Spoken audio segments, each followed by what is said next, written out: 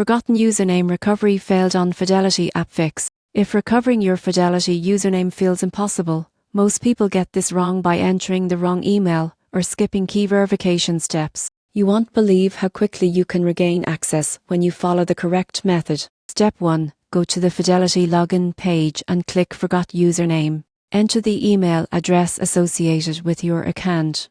Fidelity will send a recovery email with your username or a secure link to reset your login credentials. Step 2. Check all email folders, including spam, junk, and promotions. Missing the recovery email is one of the most common reasons people fail to recover their accounts. Avoid sending multiple requests in a short time, as it may temporarily block your account. Step 3. If your registered email is inactive, collect verification details such as your full name, social security number, and recent account activity. Contact Fidelity customer support directly with these details to speed up the process. Step 4. Once you've recovered your username, save it in a password manager or a secure note. Enabling two-factor authentication is a smart move to prevent future login problems and keep your account secure. Following these steps carefully ensures you regain access to your Fidelity account quickly. Proper verification and secure credential management are essential for keeping your financial data safe.